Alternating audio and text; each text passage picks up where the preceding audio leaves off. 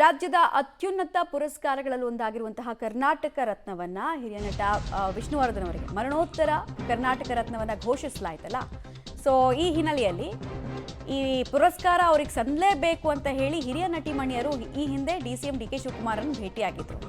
ಅದು ಈಡೇರಿದೆ. ಹೀಗಾಗಿ ಅವರಿಗೆ ಒಂದು ಗ್ರಾಟಿಟ್ಯೂಡ್ ಅನ್ನು ತೋರಿಸೋದಕ್ಕೆ, ಕೃತಜ್ಞತೆಯನ್ನು ಹೇಳೋದಕ್ಕೆ ಅಂತ ಡಿಸಿಎಂ ನಿವಾಸಕ್ಕೆ ಬಂದಿದ್ದಾರೆ ನಟಿಮಣಿಯರು, ಹಿರಿಯ ನಟಿಯರು. ಶ್ರುತಿ ಸೇರಿದಂತೆ ಅನೇಕರು ಬಂದಿದ್ದಾರೆ. ಮಾಳ್ವಿಕಾ ಅವಿನಾಶ್ ಕೂಡ ಬಂದಿದ್ದಾರೆ ಅನ್ನೋದ್ರ ಮಾಹಿತಿ ಸಿಗ್ತಾ ಇದೆ. 220ಕ್ಕೂ ಹೆಚ್ಚು ಚಿತ್ರಗಳಲ್ಲಿ ನಟಿಸಿದ್ರು. ಒಂದು ಕರ್ನಾಟಕ ರತ್ನವನ್ನು ಯಾಕೆ ಸರ್ಕಾರ ಕೊಡ್ತಿರ್ಲಿಲ್ಲ ಅನ್ನೋ ಪ್ರಶ್ನೆ ಇತ್ತು.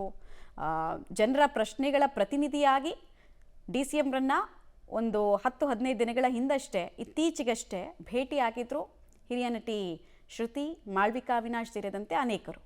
ಈಗ ಅವರೆಲ್ಲರ ಪ್ರಶ್ನೆಗಳಿಗೆ ಉತ್ತರ ಸಿಕ್ಕಿದೆ.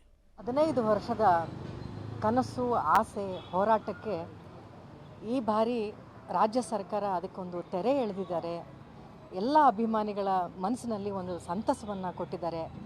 ನಮ್ಮ ಮನವಿಯನ್ನು ಮನ್ನಿಸಿ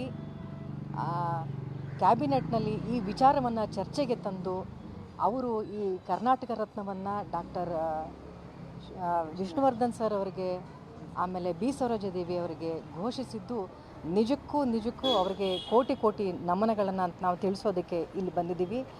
ಬಹುಶಃ ಈ ಮೂಲಕ ಏನು ಗೊತ್ತಾಗುತ್ತೆ ಅಂತಂದರೆ, ವಿಷ್ಣುವರ್ಧನ್ ಸರ್ ಆಗಿರಬಹುದು, ಆಮೇಲೆ ಬಿ ಸರೋಜಾದೇವಿ ಅಮ್ಮ ಆಗಿರ್ಬೋದು, ಇವರಿಬ್ಬರೂ ಕರ್ನಾಟಕ ಜನತೆಗೆ ಮನರಂಜಿಸುತ್ತಾ ಕಲಾ ಸೇವೆಯನ್ನು ಮಾಡುತ್ತಾ ಇಡೀ ಸಮಾಜದಲ್ಲಿ ಎಷ್ಟು ಗೌರವಯುತವಾದಂಥ ಸ್ಥಾನವನ್ನು ಪಡಿಬಹುದು ಅನ್ನೋದಕ್ಕೆ ಇವರಿಬ್ಬರು ನಿದರ್ಶನರಾಗಿದ್ದಾರೆ. ನಮ್ಮ ಕರ್ನಾಟಕ ಸರ್ಕಾರ, ಮಾನ್ಯ ಮುಖ್ಯಮಂತ್ರಿಗಳು ಹಾಗೂ ಉಪಮುಖ್ಯಮಂತ್ರಿಗಳು ನಮ್ಮ ಬೇಡಿಕೆಗೆ ಇವತ್ತು ಮನ್ನಿಸಿ ಎಲ್ಲ ಅಭಿಮಾನಿಗಳಿಗೂ ಕೂಡ ಸಂತೋಷ ಆಗುವ ಹಾಗೆ, ಇಡೀ ಕರ್ನಾಟಕಕ್ಕೆ ಸಂತೋಷ ಆಗುವಂಥ ಒಂದು ದೊಡ್ಡ ಸುದ್ದಿಯನ್ನು ಕೊಟ್ಟರು.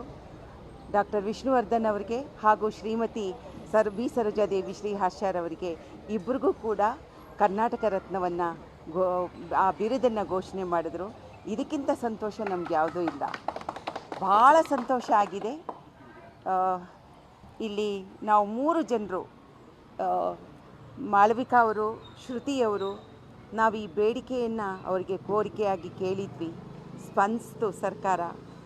ನಿಜವಾಗ್ಲೂ ಈ ಮೂಲಕ ನಾನು ಸರ್ಕಾರಕ್ಕೂ, ಮಾನ್ಯ ಮುಖ್ಯಮಂತ್ರಿಯವ್ರಿಗೂ ಹಾಗೂ